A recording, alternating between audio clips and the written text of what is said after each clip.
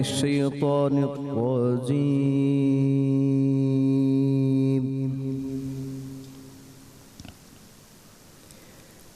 बिस्मिल्लाहिर्रहमानिर्रहीम।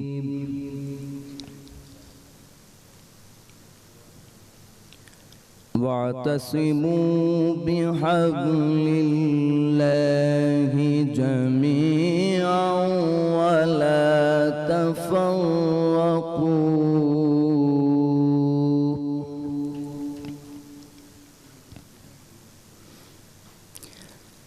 जमीअन वला तफर्रकू वज़कुरू निअमतल्लाहि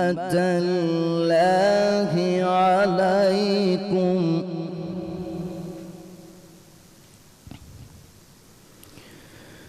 निअमतल्लाहि अलैकुम इज़ कुंतुम अअदाअन फ़अल्लफ़ बैन क़ुलूबिकुम।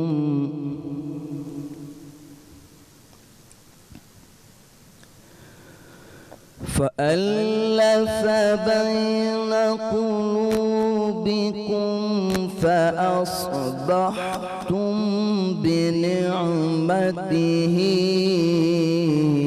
इख़वाना।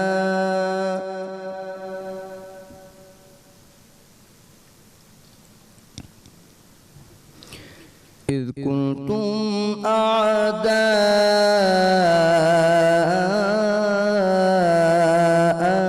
फ़अल्लफ़ बैन क़ुलूबिकुम फ़अस्बहतुम बिनिअमतिही इख़वाना।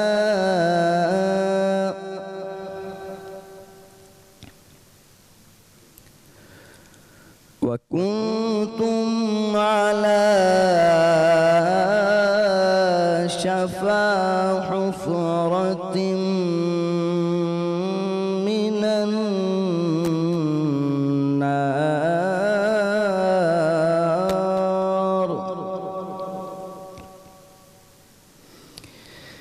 मिनन नारि फ़अन्क़ज़कुम मिन्हा।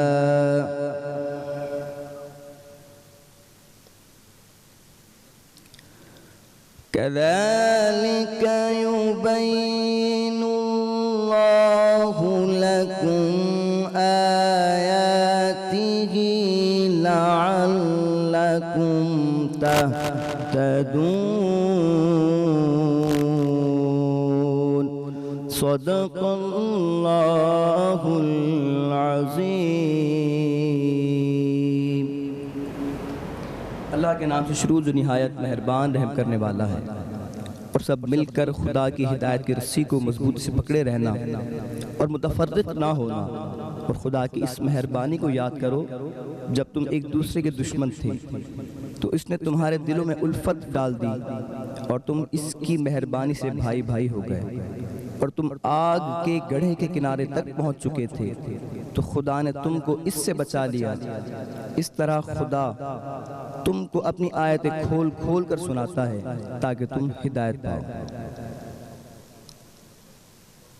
जज़ाकल्लाह। आउज़ु बिल्लाहि मिनश्शैतानिर्रजीम। बिस्मिल्लाहिर्रहमानिर्रहीम। अस्सलामुअलैकुम वरहमतुल्लाहि वबरकातुहू। बरान रहमत की ट्रांसमिशन में आप सबको खुशामदीद।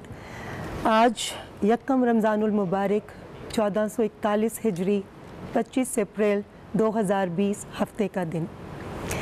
जैसे कि आप सब लोगों को मालूम है कि पिछले साल आज ही के दिन पहली यानी यकम रमज़ानुल मुबारक को मुझे ये सादत हासिल हुई कि मैं ये ट्रांसमिशन की मेज़बानी के फ़राइज़ सरअंजाम दे सकूं। और मेरे साथ एक बहुत बड़ी टीम थी जिनके ज़ेरे साया मुझे इत्तमाद भी मिला और बहुत कुछ सीखने का मौका भी मिला, ख़ास तौर पर मैं ज़िक्र करना चाहूँगी डॉक्टर ज़ुबैर का। और इस दफ़ा इन हालात की वजह से वो लोग हमारे साथ नहीं हैं, क्योंकि जितने कम लोग होंगे उतना ही इस वक्त मौके की मुनासबत से हम सब के लिए बेहतर है। मगर मुझे इस चीज़ का बड़ा दुख है। मगर उसके साथ साथ मैं ये कहना चाहूँगी कि मुझ पर मुझे लगता है कि मेरे रब का कोई ख़ास करम है कि मुझे उसकी ज़ात अक़दस ने एक बार फिर से मौका दिया कि मैं इस माह मुबारक को आप लोगों के साथ सेलिब्रेट कर सकूं।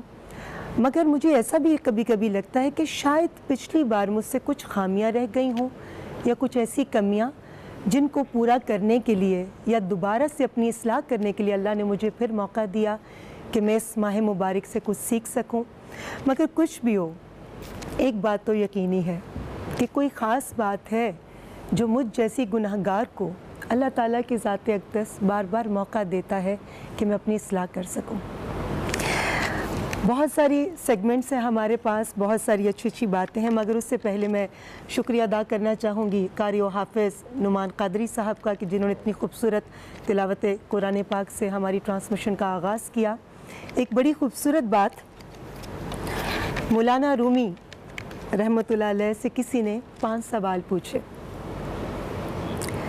और उनके जो जवाब थे वो बहुत ही काबिल गौर हैं। पहला सवाल, जहर किसे कहते हैं? उन्होंने जवाब दिया, हर वो चीज़ जो हमारी ज़रूरत से ज़्यादा हो जहर बन जाती है, ख़ां वो क़ुव्वत हो या इक़्तिदार, अनानियत हो या दौलत, भूख हो, लालच हो, सुस्ती, काहली, अज़्म हिम्मत, नफ़रत हो या तकब्बुर। दूसरा सवाल, खौफ किस शय का नाम है? जवाब, गैर मुतवक्का सूरत हाल को कबूल ना करने का नाम खौफ है। अगर हम गैर मुतवक्का सूरत हाल को कबूल कर लें तो वो एक मुहिम जोई में तब्दील हो जाती है। सवाल नंबर 3, हसद किसे कहते हैं? जवाब, दूसरों में खैर खूबी तस्लीम करने का ना तस्लीम करने का नाम जो है वो हसद है। अगर हम उसकी खूबी को तस्लीम कर लें तो ये रश्क में तब्दील हो जाती है।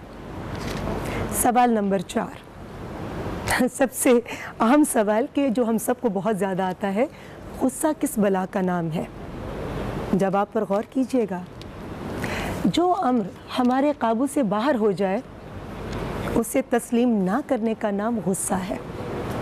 अगर कोई तस्लीम कर ले कि ये उस अमर के काबू से कि उसके काबू से बाहर है तो गुस्से की जगह दरगुजर और तहम्मुल ले लेते हैं। आखिरी और बहुत अहम सवाल नंबर 5, नफ़रत किसे कहते हैं? किसी शख्स को जैसा वो है तस्लीम ना करने का नाम नफ़रत है। अगर हम गैर मशरूत तौर पर उसे तस्लीम कर लें तो ये मोहब्बत में तब्दील हो सकती है। सुभान अल्लाह। बड़े छोटे छोटे सवाल मगर बहुत अहम, मगर इन अहम सवालों के जो जवाबात हमें मिले उसमें हम सब लोगों के लिए बहुत कुछ पोशीदा है जिससे हम अपनी इस्लाह कर सकते हैं। हम अपनी रोज़मर्रा की ज़िंदगी में अगर ये सारी चीज़ें, छोटी छोटी चीज़ें शामिल कर लें तो हमारे लिए ज़िंदगी गुजारना बहुत आसान हो सकता है। जैसे कि आप सब लोगों को मालूम है कि इस वक्त पूरी दुनिया में कोरोना की वबा फैली हुई है और पूरी दुनिया के अंदर 2 लाख से ज़ायद लोग अमवात का शिकार हो चुके हैं। और बदकिस्मती से इस वक्त ये वायरस पाकिस्तान में भी आ चुका है, मगर हमारे तमाम डॉक्टर्स और हमारा जितना भी मेडिकल स्टाफ है वो फ्रंट लाइन पर इस वबा के साथ मुकाबला कर रहा है, हम सब की ज़िंदगी के लिए, हम सब की बेहतरी के लिए।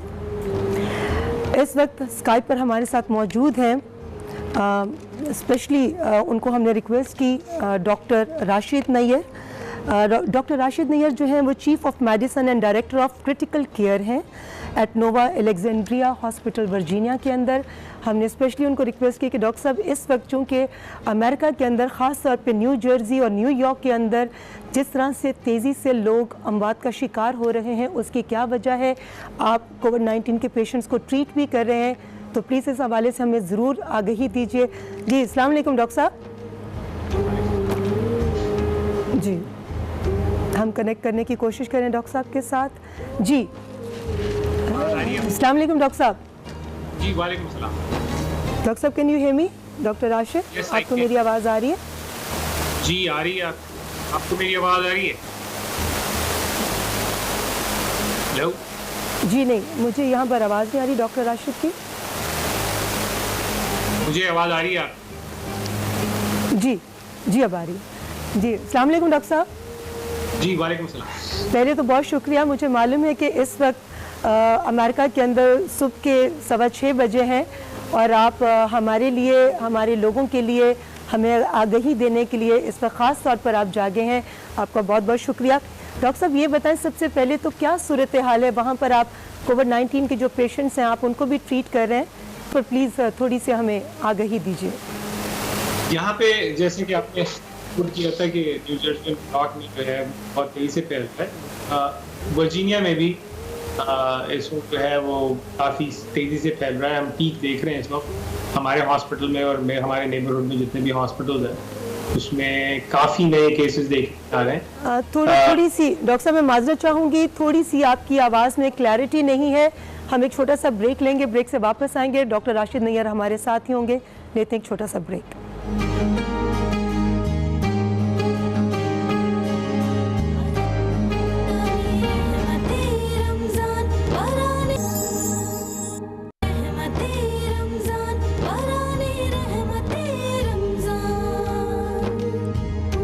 बराने रहमत में एक बार फिर से आप सबको खुशामदीद।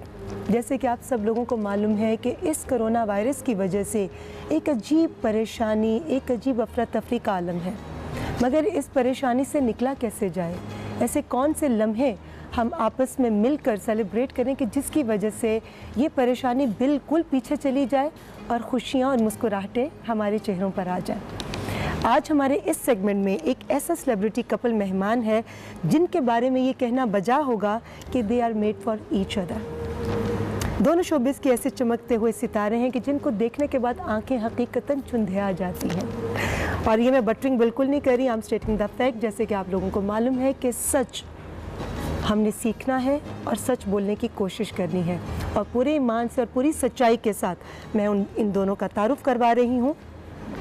शौहद नामदार टेढ़े आंगन से निकलकर कराची से लाहौर पहुँचे तो उन्हें लाहौर से आगे जाना पड़ गया, और बेगम साहिबा सुनो चंदा सुन सुनकर ऐसी झूठी बनी कि अब तो उनके झूठ पर भी प्यार आता है, और ऐसा झूठ कि जो सच को भी शर्मिंदा करते। मगर क्या प्यारी सच्ची जो इतने खूबसूरती से झूठ को भी सच समझने पर मजबूर कर देती है। हमारी आज की बहुत ही खूबसूरत, बहुत ही प्यारी, बहुत ही मनमोहनी मेहमान इकरा अजीज़। Thank you. और उनके साथ है उनके शौहर नामदार जो मेरे बहुत ही प्यारे दोस्त, और मैं हमेशा कहती हूँ कि he is a multi faceted personality. इनको किसी रंग, किसी अंदाज़, किसी जगह पर भी देखें, ये उसी अंदाज़ में अपने आप को इतनी खूबसूरती से ढाल लेते हैं कि लगता है ये किरदार, ये चीज़ सिर्फ इन्हीं के लिए बनी थी, और इनके अलावा शायद उस चीज़ के साथ या उस किरदार के साथ कोई इस तरह से इंसाफ नहीं कर सकता। हमारे बहुत ही प्यारे यासिर हुसैन, वेलकम। बहुत बहुत आप लोगों को दिल से खुशामदीद इस ट्रांसमिशन के अंदर, और आप दोनों का रमज़ानुल मुबारक हो। और मेरे ख्याल में शादी के बाद पहली बार आप किसी शो के अंदर आए हैं। जी इकरा, आप तो बहुत शाय हैं जो मैंने सुना, और आप ज़्यादातर मना कर देती हैं कि मैंने किसी शो में नहीं जाना, मगर ये इस शो के लिए आपने कैसे हाँ कह दी? आपने इनवाइट किया है तो अब आपको तो बिल्कुल नहीं मना कर सकते। So sweet. और फिर यासिर के साथ जाना था तो मुझे कोई इस बात की टेंशन भी नहीं रहती है। क्या ये आपकी फितरत में है कि आप अच्छे लोगों को मना नहीं करती? बिल्कुल। हालांकि मैं तो इतनी अच्छी नहीं हूँ। नहीं ऐसा नहीं हो सकता। मुझे लगता है मेरे में बहुत कमियाँ हैं, बहुत खामियाँ हैं, मगर आपकी फितरत इतनी अच्छी है कि आप किसी को ना नहीं कह सकती, किसी का दिल नहीं तोड़ सकती, और इसी वजह से आपने इतने लोगों के सामने दी गई अंगूठी जो है वो एक्सेप्ट कर ली। नहीं, ये तो दिल से की थी। दिल से accept ये की? दिल से की थी, ये अच्छाई में सिर्फ नहीं की थी। सिर्फ अच्छाई की वजह से नहीं, नहीं। अच्छा, उसके पीछे कौन कौन सी अच्छाइयाँ थीं जिन्होंने मुतासिर किया? चूँकि इनकी फैमिली में इनकी बहनें बहुत सारी हैं, तो इन्हें बचपन से बहुत एहसास है कि एक औरत की इज़्ज़त कैसे करनी है, उसकी ज़रूरत क्या हो सकती है, उसका ख़याल कैसे रखना है। उन सारी चीज़ों की इन्हें बहुत अच्छे से समझ थी, जिनका शायद एक औरत, एक लड़की हमेशा शिकवा करती होगी कि यार ये हमारे शौहर को समझ नहीं आ रही ये बात, या हमारे भाई को समझ नहीं आ रही। मतलब किसी भी मर्द से जो एक औरत का शिकवा होता है ना, वो मेरा था ही नहीं कभी भी ज़िंदगी में, क्योंकि इनको सब समझ आता था, इन्हें हर चीज़ का एहसास था, हमेशा पुश करते थे एक अच्छी चीज़ के लिए कि कुछ नया करो। तो इससे ज़्यादा आपको ज़िंदगी में क्या चाहिए होगा अपने पार्टनर से। बहुत सही वक्त पर सही डिसीजन लिया। जल्दी लिया कि देर से लेना चाहिए था, ये मैं बाद में पूछूंगी, मगर पहले यासिर मैं पहले शर्मा लूं थोड़ा मेरा बनता है। नहीं, आपका नहीं बनता। मुझे ये बताएं कि आप माशाल्लाह जब से आपने काम शुरू किया, आपकी बहुत सारी अपनी कोलीग्स के साथ इंटरेक्शन रही, फ्रैंकनेस लेवल भी आपका था, मगर वाई इकरा, किसी और पर दिल क्यों नहीं आया? अच्छा, इकरा के साथ मैंने कभी काम नहीं किया था इससे पहले। ये हम पहली दफ़ा झूठी में काम कर रहे हैं साथ। जी, मैंने देख लिया। हाँ जी, उससे पहले हमने सब सच सच ही चला झूठ तो अभी इस ड्रामे में ही बोले। तो मुझे ऐसा झूठ सच से बेहतर है जो दूसरों में खुशियाँ बांटे और जो दूसरों के लिए आसानियाँ फराहम करे। बिल्कुल। तो मेरे ख्याल में इतनी प्यारी झूठी तो बस बंदा फिर झूठ पर यकीन करना शुरू कर देगा। Thank you. अच्छा जी यासिर, बताएं कि वाई इकरा। इकरा बहुत असली में बहुत सच्ची है। मुझे ये चीज़ बहुत इम्प्रेस करती है इसकी। बहुत ज़्यादा हार्ड वर्किंग है। क्या तो बाकी आपके कोलीग्स हार्ड वर्किंग नहीं थी? बहुत ज़्यादा हार्ड वर्किंग। और एज सच कोलीग बताएं यासिर, सच देखिए, उसकी एज कोलीग तो मैं देख ही नहीं रहा था ना। वो खूबी हमने तो बताएं काम किया जिससे नहीं था। एकदम आप अपना, आपका दिल बेकाबू हो गया। वो खूबी बताएं उसकी। वो तो ये या कि मुझे- खूबियाँ बताइए। मुझे पसंद आई इकरा बहुत ज़्यादा। जो वो तो आपको लाखों करोड़ों लोगों को पसंद है। तो वो देख लें ट्राई करके। अब ऐसा नहीं हो सकता कि आपको कोई और पसंद ना आया हो, बहुत सारी लड़कियां पसंद आई होंगी, मगर इकरा में ऐसी क्या ख़ास बात थी कि आप यू कुडंट कंट्रोल योरसेल्फ, कि आपने कहा कि बस एक कोई कुड़ी लेनी है इसी को घर लेकर आना है। So what is the secret behind this? देखिए, क्योंकि इकरा मुझे पसंद इसलिए भी आई थी ज़्यादा। एक तो माशाल्लाह बहुत खूबसूरत है, नो आप डाउट। भी मानेंगी इस बात को। तो और आपका मानना इस बात पे स्टैंप लगा देता है।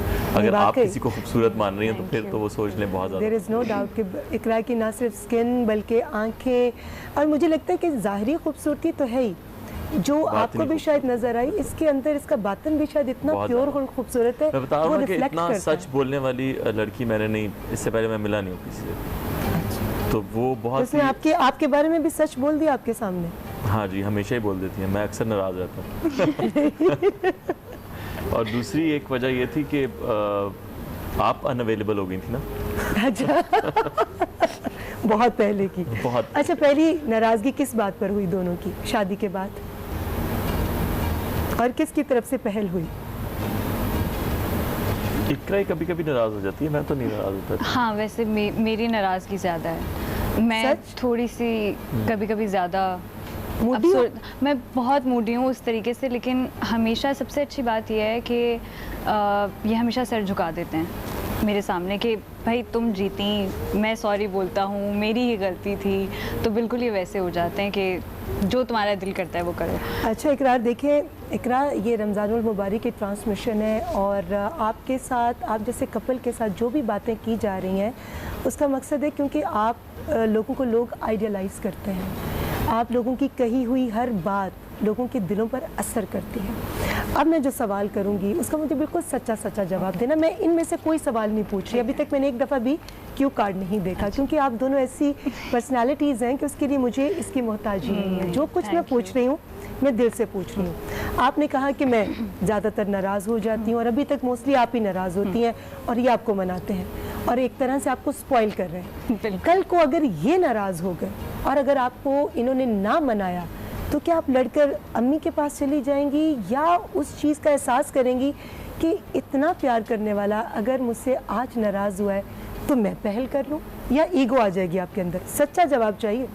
सच्चा जवाब ये है कि मेरे अंदर थोड़ी सी उस तरीके से ईगो है, हमेशा से रही है, कि मुझे पता होता है कि मेरी गलती है, लेकिन मेरे लिए सॉरी बोलना उस तरीके से, मतलब किसी दूसरे के सामने एडमिट करना थोड़ा सा मुश्किल हो जाता है। तो मैं थोड़ी सी और मज़ीद डिफेंसिव हो जाती हूँ, थोड़ी और ज़्यादा गुस्से में आ जाती हूँ, लेकिन फिर मुझसे इंसान से दूर नहीं रहा जाता जिससे मैं प्यार करती हूँ, और इनसे तो स्पेशली नहीं रहा जाता, तो मैं आगे सर झुका दूँगी। मगर आज प्रॉमिस करो कि हर इंसान में खामियां भी हैं, खूबियां भी, और जिसमें इतनी सारी खूबियां हो, जैसे चांद में हल्का सा दाग हो ना, तो बंदा कहता है हाय काश इस चांद में ये दाग ना होता। तो आज मुझसे वादा करो कि अपनी इस छोटी सी खामी पर काबू पाने की कोशिश करोगी, क्योंकि जो झुकता है वो ज़्यादा बड़ा होता है, जो पहल करता है उसका ज़र्फ ज़्यादा बड़ा होता है, जो मना लेता है वो मीठा ज़्यादा होता है। और आप जैसी मीठी लड़की से तो हम मीठा ही एक्सपेक्ट करेंगे ना। इंशाल्लाह प्रॉमिस अब यही करना है मैंने, क्योंकि आपकी बातों से बहुत सारे लोग सीख रहे हैं, और आपने भी, जैसे मैं आप लोगों से भी कुछ सीखूंगी। मैं यासिर जो मनाते हैं, ये मैं तारिक को जाके बताऊंगी कि देखें हर बार यासिर मनाता है अपनी बेगम को। ये तो कह के बेगम अगर मुझे जो आइडियल हस्बैंड बना दिया ना, मजा आ गया। मैं कह रहा हूँ मुझे 2-3 और ना करनी पड़ जाए मजबूरन। यासिर बेशक ये भी public इस्लाम में में जायज़ है 4, मगर उनके लिए जो वाकई मुस्तहिक हों, वो बेवा भी हो सकती हैं, वो जिनको जरिया माश का प्रॉब्लम है उनके लिए। मगर अभी ऐसी नौबत नहीं, इकरा अगर खुदा न खास्ता ऐसी नौबत आई, जिंदगी में नहीं आया, अल्लाह न करे ऐसी नौबत आई, आप इजाज़त देंगे दूसरी शादी की? इनकी इजाज़त की तो बहुत बाद में बात आएगी, उससे पहले मैं शायद मेरे वालिद साहब भी बिल्कुल इसके कुछ ज़्यादा हक में नहीं थे दूसरी शादी के।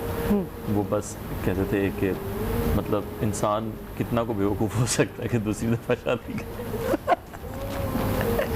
लेकिन मैं जवाब इस प्यारी सी लड़की से ज़रूर लेना चाहूँगी। इकरा जी, शादी की इजाज़त देंगी या नहीं? बिल्कुल भी नहीं, बिल्कुल नहीं, बिल्कुल नहीं। मैं आपके साथ हूँ। मैं कभी शादी की इजाज़त नहीं दूंगी। हालांकि मेरी दूसरी सोच ये होगी कि अगर आप किसी की मदद करना चाहते हैं तो मैं बिल्कुल आपके साथ उसके लिए खड़ी हूँ, लेकिन मेरी नज़र से मेरे लिए उसके लिए शादी इम्पॉर्टेंट नहीं है। अगर आपको किसी की मदद करनी है, आप इतने सारे लोग हैं, जैसे आजकल की सिचुएशन में हम भी कितने सारे लोगों की मदद कर रहे हैं, लोगों को खाने को भी दे रहे हैं और लोगों को कुछ काम करने को भी दे रहे हैं कि वो पैसा भी कमा सकें और अपने घर लेकर जा सकें। तो अगर इनके ऊपर कोई ऐसी सिचुएशन आई तो मैं बोलूँगी बगैर शादी के मदद कर दो। आप उनकी मदद करेंगी। अच्छा इकरा, आपकी फैमिली छोटी है, एक बहन और वालदा है, मगर यासिर की माशाल्लाह माशाल्लाह माशाल्लाह माशाल्लाह कद काट के भी हैं और फैमिली भी बड़ी है। हाँ, इनकी फर्स्ट फैमिली जो इन्हीं की है वो ही एक पूरा ख़ानदान है। तो मुझे ये मज़ीद ख़ानदान आ गया कि इतनी सारी नंदों को फेस करना और उनकी प्यारी मीठी कड़वी सादा खुश्क तर हर तरह की बात को सुनी अनसुनी करना, ये इतनी टॉलरेंस है? हालांकि मैं सच बात बताऊं, एक बात मुझे लगता है कि ये अक्सर शादियों में बीवियों के लिए ऐसी एक सिचुएशन आती होगी ससुराल से, लेकिन मेरे लिए कभी भी ऐसा नहीं हुआ। सब लोग हमेशा शादी से पहले भी मुझे इतना प्यार देते थे, इतना प्यार देते थे। जो सबसे बड़ी बहन है यासिर की, वो बिल्कुल मेरी अम्मी की तरह है और उनमें मुझे अम्मी ही दिखती हैं, क्योंकि उनकी जो लाइफ गुजरी और मेरी अम्मी की अपनी जो लाइफ है वो इतनी सेम है कि मुझे उनमें अम्मी नज़र आती हैं। वो प्यार भी सब बिल्कुल वैसे ही करते हैं, हर चीज़ का ख्याल रखते हैं, कोई कमी महसूस नहीं होने देते। वो जितना यासिर से प्यार करते हैं ना, उतना ही मुझसे करते हैं। ये तो आपने बड़ी ननद की बात की, मगर उसके बाद वाली जो सब मगर यासिर सच बताना, जब पहली बार इकरा उनसे मिलने जा रही थी, आपने पूरा डिक्टेट किया था कि इकरा ये मत करना, ये नहीं पसंद, इस तरह के कपड़े पहनना नहीं थी, कुछ ऐसा समझाया था? मैं अपने घर में बहुत लाडला हूँ, सब मुझसे बड़े हैं, तो वो इकरा खुद मुझसे छोटी है तो वो हो नहीं सकता था। मेरी बहनें मुझसे बहुत प्यार करती हैं और इससे भी बहुत ज़्यादा करती हैं। एक और बहुत बड़ी बात है कि अगर अम्मी ने भी मुझे ये चीज़ सिखाई है और सभी बड़े लोग भी कहते हैं कि अगर आपको किसी की इज़्ज़त करवानी है ना दूसरों के सामने, तो आपको उसकी इज़्ज़त पहले करनी पड़ेगी सबके सामने, ताकि आप, जैसे यासिर मेरी इतनी इज़्ज़त करता है, हर चीज़ में एक बैलेंस होता है, उसके मिजाज में भी किस चीज़ पे अग्री कर रहा है, किस पे नहीं कर रहा है, वो इतना बैलेंस लेके चलता है सबके सामने कि सब लोग भी फिर उतनी इज़्ज़त करते हैं। हमारी भी रिलेशनशिप की, मेरी। ये तो मैंने देखा कि यासिर आपको इतना प्यार करते हैं कि आपकी ड्यूटी भी घूम रहे हैं। जी। तस्वीरें भी सोशल मीडिया पर मैंने देखी। ये बताएं कि इनका कभी कोई ख्याल रखने का हो तरीका तो क्या करती हैं? इनको कैसे करती हैं? कुछ खाना पकाकर, कुछ पाँव वाँव दबाकर, जो उनके कपड़े प्रेस करके, ये जवाब। अरे ये तीनों काम करती है ये। लेकिन एक छोटे से break के बाद